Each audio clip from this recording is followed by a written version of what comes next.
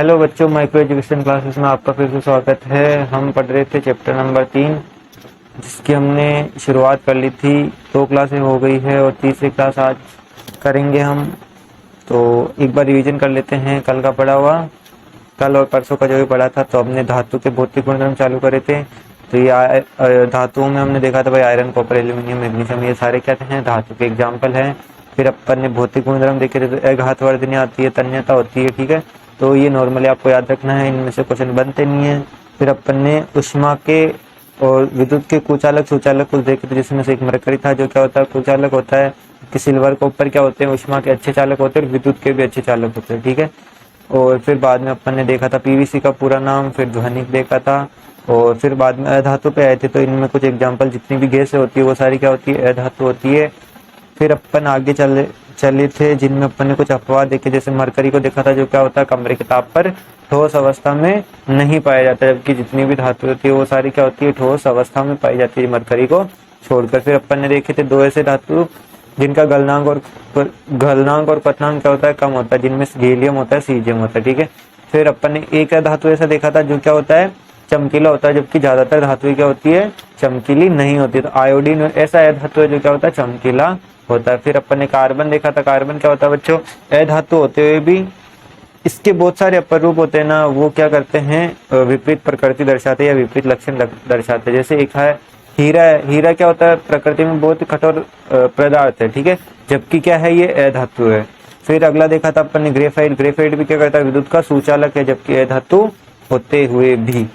फिर आगे अपन ने लिथियम, सोडियम और पोटेशियम देखे थे। भाई ये तीनों क्या है, धातु है, और जबकि धातु क्या होती है, कठोर होती है, लेकिन ये 3 धातुएं क्या होती है, बहुत मुलायम होती है, इनको अपन चाकू से भी काट सकते हैं। इनका घनत्व और गलनांक दोनों में क्या होता है, कम होता है। फिर बाद में अपन ने कल जो देखे थे वो रासायनिक गुणधर्म चालू करे थे। रासायनिक गुणधर्मों में सबसे पहले अपन ने किससे अभिक्रिया देखी थी, ऑक्सीजन से। मतलब अपन ने क्या देखा था, वायु में दहन किस प्रकार से होता है, धातुओं का, ठीक है।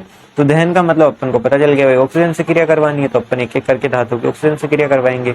अब सबसे पहले देख लेते हैं जनरल फॉर्मूला क्या होता है। जब सामान्यतः क्या होता है, धातु की जब अपन ऑक्सीजन के साथ अभिक्रिया कराते हैं, तो धातु हो चाहे अधातु, जब दोनों की ऑक्सीजन से अभिक्रिया कराएंगे तो अपन को क्या प्राप्त होगा, धात्विक ऑक्साइड प्राप्त होगा, ठीक है। इसका एक एग्जाम्पल देखा था अपन ने, कॉपर की ऑक्सीजन से क्रिया कराने पर कॉपर ऑक्साइड प्राप्त होता है। एक और एग्जाम्पल देखा था, एल्यूमिनियम की ऑक्सीजन से अभिक्रिया कराने पर क्या प्राप्त होता है, एल्यूमिनियम ऑक्साइड। अब देखो बच्चों, हमने देखा था कि जितने भी धात्विक ऑक्साइड होते हैं उनकी प्रकृति कैसी होती है, क्षारीय होती है। जितने भी अधात्विक ऑक्साइड होते हैं उनकी प्रकृति कैसी होती है, अम्लीय होती है। लेकिन कुछ ऐसे धात्विक ऑक्साइड होते हैं जो अम्ल और क्षार दोनों के साथ अभिक्रिया कर जाते हैं, ठीक है। कैसे, कौन कौन से होते हैं, तो 3 एग्जाम्पल दिए थे मैंने। एक तो एल्यूमिनियम दिया था, एक जिंक दिया था, एक बेरिलियम दिया था, ठीक है। बेरिलियम आपके काम का नहीं है, एल्यूमिनियम और जिंक है। और एल्यूमिनियम का एग्जाम्पल आपकी किताब में दे रखा है, तो सीधा सीधा है, यहीं से क्वेश्चन आएगा, बाकी जगह से आने से, जो आपकी किताब में है उसी से ही क्वेश्चन आएंगे, और बाहर से कहीं नहीं आएंगे, ठीक है। जितनी भी अभिक्रियाएं हैं किताब वाली आएगी, बाहर से कुछ नहीं आएगा, ठीक है। तो एक एग्जांपल दे रखा है, एल्यूमिनियम का HCl के साथ रिएक्शन है, एल्यूमिनियम की इसके साथ NaOH यानी सोडियम हाइड्रोक्साइड के साथ रिएक्शन। तो सबको पता है ये क्या है भाई, क्षारीय प्रकृति के हैं, क्योंकि धात्विक ऑक्साइड होते हैं। एल्यूमिनियम ऑक्साइड है, वो कैसी प्रकृति का, क्षारीय प्रकृति का, और अम्ल के साथ अभिक्रिया करेगा तो आपको क्या प्राप्त होगा, ये एल्यूमिनियम क्लोराइड, और साथ में क्या प्राप्त होगा, जल। मतलब सीधा सीधा ये याद रखना है कि जब भी क्या करेंगे, स्पेशल, तो सीधा सीधा ये याद रखना है कि जब भी कोई स्पेशल केस होगा, और वो स्पेशल केस कौन सा है, उभयधर्मी ऑक्साइड का। तो जब भी उभयधर्मी ऑक्साइड क्षार या अम्ल के साथ अभिक्रिया करेंगे तो हमेशा लवण और क्या प्राप्त होगा, जल प्राप्त होगा। तो ये आपको ये दिख रहा है, ये क्या है, लवण है, और ये क्या है, अपने पास जल प्राप्त हुआ है, ठीक है बच्चों। फिर आगे हमने देखा था भाई कि अलग अलग जो धातु होती है वो ऑक्सीजन के साथ अलग अलग क्रिया करती है, जिनमें से अपन ने देखा था भाई कि ये जो पोटेशियम और सोडियम में ये क्या करती है, बहुत तेज अभिक्रिया करती है, और बहुत तेज अभिक्रिया करती है, इसलिए इनको खुले में नहीं रखते। इसको किस में रखते हैं, केरोसिन के तेल में डुबा के रखते हैं, और ये क्वेश्चन आ रखा है पहले भी, ठीक है। फिर उसके बाद में ये देखा था अपने सामान्य, तो मैग्नीशियम, एल्यूमिनियम, जिंक की आदि धातु क्या करती है, ऑक्सीजन से क्रिया करके अपने ऊपर ऑक्सीजन की परत चढ़ा लेती है, ठीक है, जो उनको संक्षारित होने से बचाता है, ठीक है। और इसी संक्षारण को देखते हुए अपन ने एक चीज देखी थी, जिसको अपन क्या बोलते हैं, एनोडीकरण। एनोडीकरण क्या होता है, एल्यूमिनियम के ऊपर ऑक्सीजन की परत चढ़ाना, सीधी सीधी बात है। एल्यूमिनियम के ऊपर अगर अपन ऑक्सीजन की परत चढ़ा देंगे तो वो क्या होगा, एल्यूमिनियम ऑक्साइड बन जाएगा, और उसी एल्यूमिनियम ऑक्साइड के बनने की प्रक्रिया को अपन क्या बोलते हैं, एनोडीकरण बोलते हैं। तो इसके अंदर क्या लेते हैं अपन, एक लेते हैं अपन एनोड लेते हैं एल्यूमिनियम का, और एक H2SO4 का विलयन ले लेते हैं जल के अंदर। तो जब अब जैसे अपन और बैटरी वो सारे एनोड कैथोड वो लेके, और जैसे अपन विद्युत चालू करेंगे तो अंदर का जो जल रहेगा वो क्या हो जाएगा, टूट जाएगा। उसमें से ऑक्सीजन तो एल्यूमिनियम के साथ आके क्रिया करके एल्यूमिनियम ऑक्साइड बना लेगा। अब जो एल्यूमिनियम है उसके चारों तरफ किसकी परत लग जाएगी, एल्यूमिनियम ऑक्साइड की। और यही प्रक्रिया क्या कहलाती है, एनोडीकरण कहलाती है। और यहाँ तक अपन ने देख लिया था, अब चालू करते हैं आगे। यहाँ तक आशा करता हूँ सबको समझ में आया होगा अभी तक का पढ़ाया हुआ। नहीं समझ में आया तो आप मैसेज कर सकते हैं मेरे को व्हाट्सएप। देखो जो आज का जो टॉपिक है वो है, अपन ने ऑक्सीजन के साथ क्रिया करा ली थी, अब दूसरी अभिक्रिया कराएंगे अपन किसके साथ, जल के साथ। किसकी अभिक्रिया, धातु की अभिक्रिया जल के साथ। तो मेनली धातु जब भी जल के साथ अभिक्रिया करती है तो अपन ने कल ही पढ़ा था कि जब भी धातु जल के साथ अभिक्रिया करेगी तो धात्विक ऑक्साइड देगी, और साथ में कौन सी गैस निकलेगी, हाइड्रोजन। और उसके बाद में जब ये धात्विक ऑक्साइड, देखो जनरली सामान्य, मैंने कल भी बताया था आपको कि धात्विक ऑक्साइड सामान्यतः क्रिया नहीं करते जल के साथ, घुलनशील नहीं होते हैं। यहाँ पे लिख सकते हैं अपन, सामान्यतः क्रिया नहीं करते हैं, ठीक है। तो सामान्यतः क्रिया नहीं करते, लेकिन जिस केस में क्रिया करेंगे तो उसका भी तो पता होना चाहिए। तो जिस केस में क्रिया करेंगे वहां धात्विक ऑक्साइड जल के साथ क्रिया करके क्या बनाएंगे, धात्विक हाइड्रोक्साइड बनाएंगे। तो ऐसे दो ही पढ़े थे अपन ने, कल पढ़ लिए थे। एक तो सोडियम पढ़ा था और उसके साथ में क्या पढ़ा था, पोटेशियम पढ़ा था। ये दोनों क्या करते हैं, और जैसे धात्विक ऑक्साइड प्राप्त होंगे कि भाई सोडियम को ऑक्सीजन से क्रिया कराई तो अपन को क्या प्राप्त होगा, ये सोडियम ऑक्साइड, और पोटेशियम की कराएंगे तो पोटेशियम ऑक्साइड। उसको जब जल से क्रिया करवाएंगे तो अपन को सोडियम हाइड्रोक्साइड और पोटेशियम हाइड्रोक्साइड प्राप्त होगा। ये आपको किताब में भी दिख जाएगा, देखो तो बता देता हूँ। ये है आपकी किताब और ये रहा, ये देखिए। जब अपन क्या करेंगे, ये रस पोटेशियम, इसकी जल से क्रिया कराएंगे तो अपन को क्या, पोटेशियम हाइड्रोक्साइड, और साथ में क्या प्राप्त होगा, हाइड्रोजन गैस। और क्या निकलेगी, ऊष्मा। इसकी बात अपन करेंगे अभी, ठीक है। अगला क्या है, सोडियम। सोडियम की अभिक्रिया जल से कराएंगे तो क्या प्राप्त होगा, सोडियम हाइड्रोक्साइड। और क्या निकलेगी, हाइड्रोजन गैस। और क्या निकलेगी, ऊष्मा। अब देखो ऊष्मा का क्या चक्कर है, ये भी देख लेते अपन यहीं से, ठीक है। तो अपन ने चालू क्या करा है, यही टॉपिक चालू करा है कि धातुएं जब जल से क्रिया करती है तो क्या होता है, ठीक है। और ये वाला चित्र आपको एक बार देख लेना है, क्योंकि ये एक बार परीक्षा में आ चुका है। देखो ये क्वेश्चन पेपर में आया था पैटर्न के अनुसार, क्योंकि इस बार का पैटर्न अभी तक आया नहीं है। जब तक हाफ ईयरली नहीं आते तब तक मॉडल पेपर नहीं आते आपके। तो पैटर्न के अनुसार अपन को देखना है कि किस प्रकार के क्वेश्चन पूछे जाएंगे या नहीं पूछे जाएंगे। तो जब 2021-22 वाले सेशन के अंदर ये वाला क्वेश्चन आया था, चित्र पूछ लिया था कि चित्र बना के बताओ किस प्रकार से चित्र बनेगा, तो वो पैटर्न है उसी हिसाब का था, इसलिए ये क्वेश्चन आया था। लेकिन मुझे नहीं लगता आगे से क्वेश्चन आएंगे, वो पैटर्न देख के अपन को पता चलेगा। जब अपन मॉडल पेपर आएंगे तब देख लेंगे एक बार किस टाइप के क्वेश्चन आएंगे और किस टाइप के नहीं आ सकते। उससे अपन को पता चल जाएगा कि परीक्षा में कैसे क्वेश्चन पूछे जाएंगे, ठीक है। आगे चलिए, तो अपन बात कर रहे हैं धातुओं की जल के साथ क्रिया की, ठीक है। तो देखो जल के साथ क्रिया करेंगे तो ये बात मैंने बता ही दी है आपको कि जब क्या होगा कि धातु जल के साथ क्रिया करती है तो धातु ऑक्साइड और साथ में गैस कौन सी निकलती है, हाइड्रोजन। उसी प्रकार धातु ऑक्साइड को फिर से क्रिया कराएंगे जल के साथ, सामान्यतः करते नहीं है। ये देखो ये लिख रखा है यहाँ पे, अगर अपन बात करें तो ये रहा, जल के साथ अभिक्रिया करके धातु की उनसे गैस बनाती है, हाइड्रोजन गैस तथा धात्विक ऑक्साइड उत्पन्न करती है। लेकिन फिर लिख रखा ये रहा, जल में घुलकर क्या बनाती है, धात्विक हाइड्रोक्साइड प्रदान करती है। लेकिन सभी धातुएं जल के साथ क्रिया नहीं करती है। तो आपको याद रखना है कि सामान्यतः क्रिया नहीं करते हैं धात्विक ऑक्साइड जल के साथ, लेकिन जो करते हैं वो अपन को क्या देते हैं, धातु हाइड्रोक्साइड।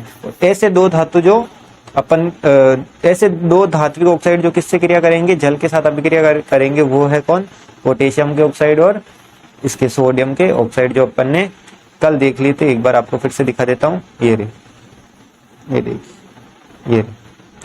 रहा सोडियम का ऑक्साइड और ये रहा पोटेशियम का ऑक्साइड। ये जल के साथ क्रिया करके क्या दे रहे हैं, सोडियम का ऑक्साइड और पोटेशियम का हाइड्रोक्साइड, सॉरी क्या दे रहे हैं, सोडियम का हाइड्रोक्साइड और पोटेशियम का हाइड्रोक्साइड। तो ये आपको याद रखना है। फिर अगला है, एक छोटी सी चीज आपको ध्यान रख लेनी कि यहाँ पे क्या प्राप्त हो रही, ऊष्मा। क्यों प्राप्त हो रही भाई, देखो कल ही अपन ने पढ़ा था कि जब भी अपन क्या करेंगे कि अपन कर रहे हैं किसकी अभिक्रिया, पोटेशियम या सोडियम की अभिक्रिया करते हैं तो उसको वायु में अपन खुला नहीं छोड़ सकते। क्यों? क्योंकि वायु में क्या होती है, ऑक्सीजन, और ऑक्सीजन के साथ ये क्रिया करके बहुत ज्यादा क्या कर देते हैं, विस्फोटित हो जाते हैं या बहुत जल्दी अभिक्रिया करते हैं। उसी प्रकार जल के अंदर भी क्या होती है बच्चों, ऑक्सीजन होती है। तो जल के अंदर ऑक्सीजन होती है तो ये जल के अंदर भी क्या करते हैं, बहुत तेज अभिक्रिया करते हैं और क्या कर देते हैं, विस्फोटित हो जाते हैं, जिससे आग, मतलब बहुत ज्यादा आग निकलती है। ठीक है, इसलिए बोला इन्होंने ऊष्माक्षेपी। और ऊष्माक्षेपी अभिक्रिया क्या होती है भाई, जिसके अंदर ऊष्मा का निर्माण होता है, वही ऊष्माक्षेपी होती है। तो जब भी सोडियम और पोटेशियम जैसी धातुएं ठंडे जल के साथ अभिक्रिया करती है और सोडियम पोटेशियम अभिक्रिया तेज तथा ऊष्माक्षेपी होती है, इससे उत्सर्जित हाइड्रोजन तत्काल क्या हो जाता है, प्रज्वलित हो जाता है। तो देखो, जैसे ही सोडियम किसके साथ अभिक्रिया करेगी, H2O के साथ अभिक्रिया करेगी, तो ऑक्सीजन के साथ क्रिया करके जो हाइड्रोजन रहेगा ना, वो क्या करेगा, प्रज्वलित हो जाएगा, मतलब विस्फोट हो जाएगा उसके अंदर। देखो आपको एक इमेज दिखा देता हूँ आपको, ये देखो इधर है, ये रही। तो जब अपन क्या करेंगे, ये इसके अंदर अपन ने सोडियम को डाला ना, जैसे ही पानी के अंदर ये सोडियम को डाला तो आपको दिख रहा होगा ये आग लग गई, ये आग जल गई। ठीक है, तो ये इसी प्रकार क्या जल जाती है, आग जल जाती है जब अपन क्या डालते हैं, सोडियम या पोटेशियम को पानी के अंदर डालते हैं। ठीक है बच्चों, फिर आगे देखिए अगला क्या है अपना, अपन कहाँ तक पहुंच गए, ये रही। तो पहली चीज जो अपन को याद रखनी है वो है कि ठंडे पानी के साथ सबसे तेज अभिक्रिया कौन कौन करता है, पोटेशियम और सोडियम। दो बातें याद हो गई कि ठंडे पानी के साथ सबसे तेज अभिक्रिया कौन करेगा, पोटेशियम और सोडियम, क्योंकि अपन जल के साथ अभिक्रिया देख रहे हैं। जल की 3 अवस्थाएं होती है, वैसे आपको सब पता ही है। ठीक है, ठोस, द्रव, गैस। अब अपन को क्या देखना है कि ठोस मतलब, इधर ठोस द्रव गैस से मतलब नहीं, एक है ठंडी है, ठंडा जल होगा, एक होगा गर्म जल, और लास्ट में बनेगी भाप। तो अपन अलग अलग क्रिया करवाएंगे, कुछ ऐसे होंगे जो ठंडे जल के साथ क्रिया करेंगे, कुछ ऐसे होंगे जो गर्म जल के साथ अभिक्रिया करेंगे, कुछ ऐसे होंगे जो भाप के साथ क्रिया करेंगे। ऐसी धातुएं होगी। ठीक है, तो ऐसी 2 धातुएं अपन ने देखी जो ठंडे जल के साथ बहुत तेज अभिक्रिया करती है, तो सोडियम और पोटेशियम है। जब भी जल के साथ अभिक्रिया करेगी, पोटेशियम और सोडियम के हाइड्रोक्साइड प्राप्त होंगे, साथ में हाइड्रोजन गैस प्राप्त होगी और साथ में बहुत तेज ऊष्मा निकलेगी। उसके बाद में अगली चीज है कैल्शियम की। देखो बच्चों, कैल्शियम जो होता है वो जल के साथ धीमे धीमे अभिक्रिया करता है। आप सभी ने चूना देखा होगा, चूने को जैसे अपन पानी में डालते तो धीरे धीरे धीरे उसमें कोई आग तो निकलती नहीं, क्या होता है, धीरे धीरे से बुलबुले निकलते हैं ना, वो बुलबुले किसके होते हैं, हाइड्रोजन गैस के होते हैं। और उसके साथ में क्या बनता रहता है, कैल्शियम हाइड्रोक्साइड बनता रहता है। और आपने देखा होगा जैसे अपन उसको पानी में डालेंगे, पानी में डालने पर वो जो चूना होगा वो पानी के ऊपर क्या करने लग जाता है, तैरने लग जाता है। देखो एक फोटो दिखाता हूँ जिससे आपको समझ में आएगा। ये देखिए, ये अपने इसने पानी के अंदर क्या डाल रखा है, ये इसको डाल रखा है, क्या नाम है इसका, कैल्शियम ऑक्साइड को, या तो जैसे इसने पानी के अंदर डाला तो ये बुलबुले निकले। ये बुलबुले क्या करते हैं, नीचे से इसको ऊपर की तरफ धकेलते हैं। ठीक है, जैसे एक और इमेज दिखाता हूँ, ये भी जैसे अपन ने यहाँ पे कैल्शियम को डाला तो ये क्या निकल रहे हैं, यहाँ पे बुलबुले निकल रहे हैं। और ये बुलबुले इसको क्या रखते हैं, पानी के ऊपर तैरने में मदद करते हैं। और ये बुलबुले है किसके, हाइड्रोजन गैस की। ये जो बुलबुले निकलते हैं वो किसके होते हैं, हाइड्रोजन गैस। ठीक है बच्चों, आगे देखिए। फिर है अगला अपना, एक बार इसको पढ़ लेते हैं अपन कि क्या होता है, जल के साथ कैल्शियम की अभिक्रिया थोड़ी धीमी होती है। यहाँ उत्सर्जित ऊष्मा हाइड्रोजन के प्रज्वलित होने के लिए पर्याप्त नहीं होती। तो यहाँ पे जो ऊष्मा जो उत्सर्जित होती है वो हाइड्रोजन को प्रज्वलित नहीं कर पाती, इसलिए आग नहीं जलती। क्यों? क्योंकि कैल्शियम जल के साथ क्या करता है, बहुत धीमी अभिक्रिया करता है। तो अपन ने देखा है, ठंडे जल की बात कर रहे थे अपन, कौन कौन आएगा ठंडे जल में, एक तो आएगा अपने पास सोडियम, एक आएगा पोटेशियम जो बहुत तेज अभिक्रिया करेंगे, उसके अलावा एक और आएगा कैल्शियम जो थोड़ी धीमी अभिक्रिया करेगा। ठीक है, फिर आगे चलते, कुछ ऐसे हैं जो ठंडे जल के साथ नहीं अभिक्रिया करते, वो किसके साथ करते, गर्म जल के साथ। तो उनमें कौन सा है भाई, देखो, क्योंकि उपरोक्त अभिक्रिया में उत्पन्न हाइड्रोजन अच्छा ये तो एक चीज छूट गई थी जो देख लेते थे भाई, बुलबुले निकलेंगे। वो बुलबुले क्या करेंगे, कैल्शियम धातु को सतह के ऊपर ले आएंगे और सतह पर चिपक जाते हैं, जिससे कैल्शियम क्या करने लग जाता है, तैरने लग जाता है, तैर कर ऊपर की तरफ आ जाता है। वो वीडियो में दिखा दिया आपको, ठीक, वो फोटो आपको दिखा दिया। ठीक है, फिर अगला है, ये इतना इंपॉर्टेंट भी नहीं है, बस आपको याद रख लेना कि ऐसी 2 धातुएं जो पानी के ऊपर पानी से अभिक्रिया करके ऊपर की तरफ तैरने लग जाती है, तो वो तैरने वाली धातु कौन सी, एक तो मैग्नीशियम है और एक कौन सी है, कैल्शियम। ये क्वेश्चन वैसे पूछा नहीं गया है अभी तक, और मेरे को नहीं लगता पूछ सकते हैं। तो इनको इतना याद, केवल माइंड में से थोड़ा बहुत होना चाहिए कि हाँ ठीक है ऐसा कुछ भी होता है इस दुनिया के अंदर, ठीक है। फिर अगला है जो गर्म जल के साथ अभिक्रिया करते हैं, उनमें पहला आता है वो आता है मैग्नीशियम। एक ही है इसमें, और कोई है नहीं, तो आपको एक ही याद रखना है, वो कौन है? मैग्नीशियम। मैग्नीशियम क्या करता है भाई? शीतल जल के साथ तो अभिक्रिया नहीं करता, परंतु किसके साथ करता है? गर्म जल के साथ अभिक्रिया करता है। और जब ये गर्म जल के साथ अभिक्रिया करता है, कुछ नहीं, याद रखना सेम ही चीज है भाई। जल के साथ जब भी अभिक्रिया होगी धातु की, तो अपन को लवण और क्या प्राप्त होगा? सॉरी, जल के साथ अभिक्रिया होगी तो धातु का हाइड्रोक्साइड प्राप्त होगा, और क्या प्राप्त होगा? Hydrogen gas. तो यहाँ पे ये मैग्नीशियम धातु था, तो मैग्नीशियम हाइड्रोक्साइड प्राप्त हो गया, और उसके साथ में क्या प्राप्त हो गई? हाइड्रोजन गैस प्राप्त हो गई। फिर अगला है कि हाइड्रोजन गैस के बुलबुले मैग्नीशियम धातु की सतह पर चिपक जाते हैं और तैरना प्रारंभ कर देते हैं। दो ऐसी धातु मिली है जो जल के साथ अभिक्रिया करके क्या करने लग जाती है? तैरने लग जाती है। पहली कौन सी? यहाँ लिख देते तैरते हैं। तो पहले थी कौन सी थी? कैल्शियम, और दूसरी कौन सी थी? मैग्नीशियम। मैग्नीशियम तो गर्म जल के साथ, और कैल्शियम ठंडे जल के साथ, और धीमी अभिक्रिया करती है भाई, तेज नहीं करती, ठीक है। फिर आगे अपन बात करते हैं, कुछ ऐसी धातु होती है जो ना तो ठंडे के साथ करती है ना गर्म के साथ करती है, वो करती है भाप के साथ। देखो भाप के लिए एक इन्होंने सेट भी कर रखा है, एग्जाम्पल चित्र वित्र बना के पूरा सेटअप कर रखा है। यहाँ पे इन्होंने क्या ले लिया भाई? एक रुई को पानी के अंदर भिगो के और फिर इसके अंदर डाल दिया, ठीक है। फिर इसके नीचे क्या लगा दिया? बर्नर से ज्वाला उत्पन्न कर दी भाई। जैसे ये गर्म होगा तो इसमें जो रुई के अंदर पानी होगा वो क्या निकलेगा? बाहर की तरफ निकलेगा, और बाहर की तरफ निकलेगा वो किसके रूप में निकलेगा? भाप के रूप में तो निकलेगा। तो फिर ये भाप निकलेगी यहाँ से, और ये भाप, ये इसने धातु रख रखा है यहाँ पे, ठीक है। यहाँ पे अपन आयरन ले सकते हैं, Fe, तो ये इसके साथ अभिक्रिया करेगा। Fe मतलब आयरन के साथ, ये आयरन ले सकते हैं अपन धातु, इसके साथ अभिक्रिया करेगा। तो यहाँ से अभिक्रिया करके कुछ ना कुछ, कोई ना कोई अभिक्रिया होगी, तो कुछ ना कुछ गैस निकलेगी, कुछ ना कुछ सीन होगा। तो ये इन्होंने गैस के लिए निकास नली डाल रखी यहाँ से, और ये गैस यहाँ से होते हुए किसके अंदर जाएगी? पानी और साबुन का या किसी का पानी ले रखा है इन्होंने, ठीक है। तो यहाँ पे जैसे जाएगी तो ये परख नली में से क्या दिखेंगे अपन को? बुलबुले दिखेंगे। इसका मतलब बुलबुले दिखे, इसका मतलब कोई ना कोई यहाँ पे अभिक्रिया हुई है, तभी तो यहाँ पे बुलबुले बने, या इन दोनों की अभिक्रिया से कुछ ना कुछ ऐसी चीज निकली है जिससे ये बुलबुले निर्मित हो रहे। इसका मतलब जैसे ही किसकी अभिक्रिया कराएंगे अपन? भाप की और धातु की अभिक्रिया कराते तो अपन को फिर से कौन सी गैस निकलती है? हाइड्रोजन गैस निकलती है, ठीक है बच्चों। ये ऐसा आपको याद रखना है। तो अपन देख लेते कौन कौन से ऐसे धातु है जो भाप के साथ अभिक्रिया करते हैं। तो पहला आ गया अपना एल्यूमिनियम, दूसरा आ गया अपना आयरन, तीसरा आ गया अपना जिंक, और बस यही ये तीन अपन को याद रखने। तीन में से फिर देते क्या है? ये धातु के ऑक्साइड, और साथ में क्या? Hydrogen gas. तो आपको देखो याद क्या क्या रखना है, एक बार फिर से बता देता हूँ मैं आपको, ठीक है। क्या क्या आपको याद रखना है? एक से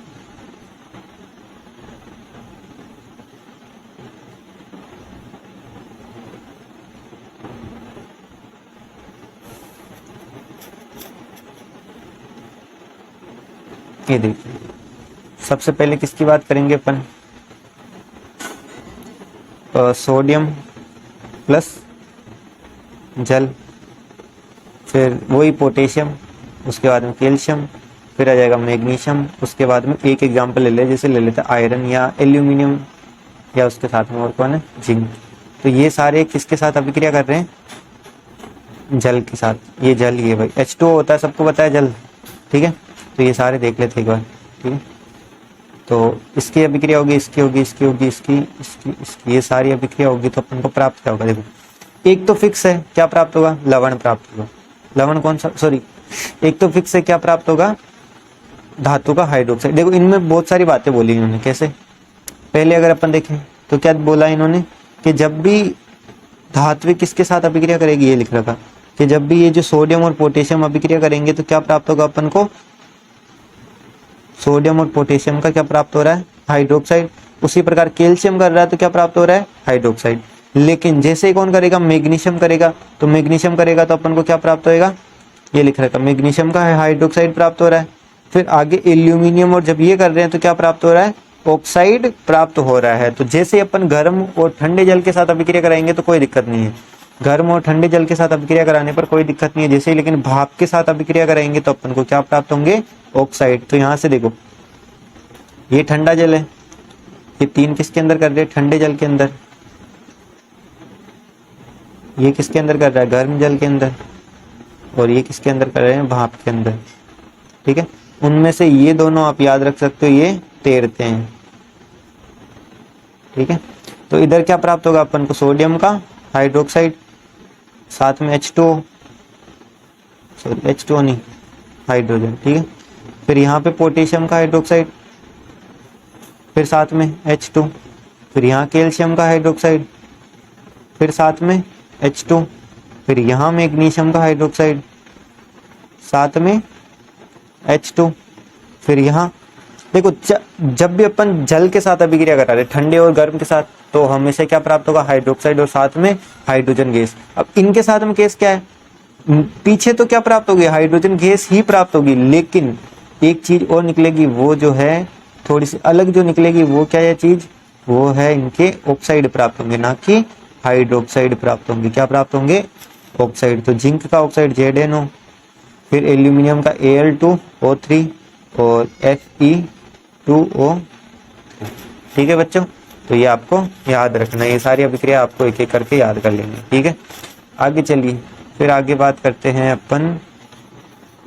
तो कुछ ऐसी भी होती है जो अभिक्रिया नहीं करती है, और वो कौन कौन सी होती है, लेड हुआ, कॉपर हुआ, सिल्वर हुआ, गोल्ड हुआ।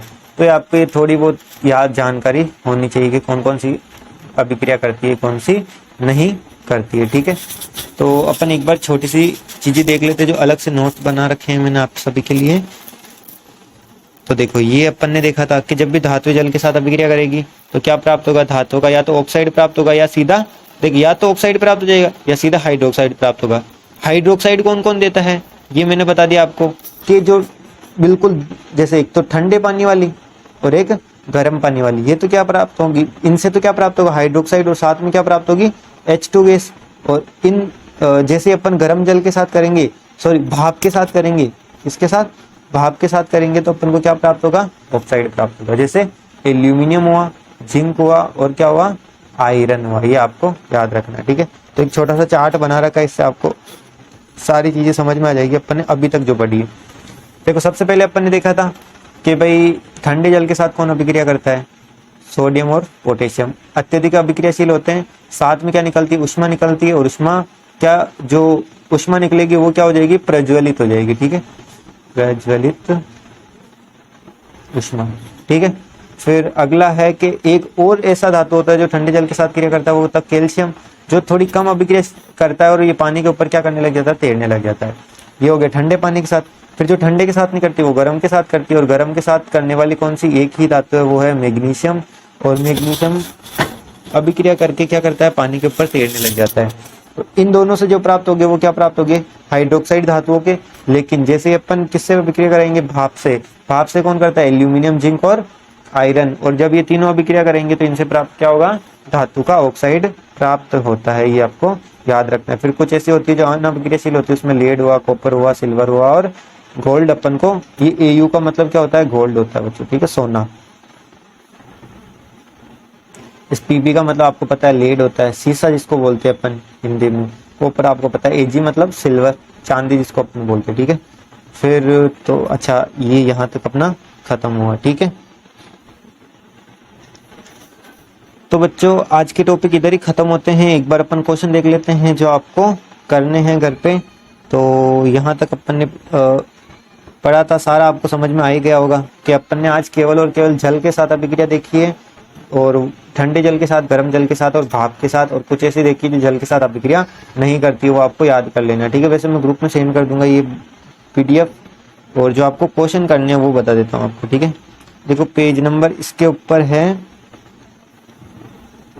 51 के ऊपर एक दो क्वेश्चन आते हैं, जिसमें पहला क्वेश्चन तो कौन सा है, ये रहा, जिसमें इन्होंने बोला है कि जब सोडियम को किससे अभिक्रिया कराएंगे, केरोसिन के साथ केरोसिन में क्यों डुबा के, सॉरी सोडियम को केरोसिन में क्यों डुबा के रखते हैं, ठीक है।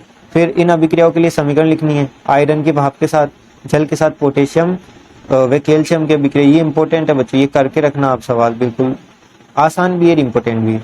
फिर ये तो अपन कल पढ़ेंगे, ठीक है। फिर आगे चलते हैं अपन, तो पीछे की साइड देखिए कौन कौन से क्वेश्चन है आपके काम के। तो इनके अंदर हमने ये नहीं करना, ये नहीं करना, फिर तो ये किसी काम के नहीं है, अभी तो किसी काम के नहीं है। फिर दो धातुओं के नाम लिखिए जो तन्नु अम्ल से अभिक्रिया, ये भी नहीं करना, ये आगे आएगा आपके अभी, ठीक है, अम्ल वाला तो अब आएगा। फिर ये भी नहीं आएगा अभी, फिर ये भी नहीं है, फिर ये भी नहीं। तो पीछे से आपको कोई इतने क्वेश्चन है नहीं, आगे से मैंने 2 क्वेश्चन बताए हैं, बाकी छोटे मोटे क्वेश्चन उसमें बनने के जो कर लेना आप, ठीक है। ऐसे इंपॉर्टेंट जितने भी थे वो सारे मैंने बता दिए हैं, 4-5 क्वेश्चन बनेंगे वो सारे आप कर लेना, ठीक है बच्चों। आज की क्लास इधर ही खत्म करते, कुछ नहीं समझ में आए तो आप मेरे को बता देना, ठीक है। और अच्छे से पढ़ाई करते रहो, जो भी चीज़ें हैं जो पढ़ा रहा हूँ उसको सही से पढ़ते रहो, ठीक है।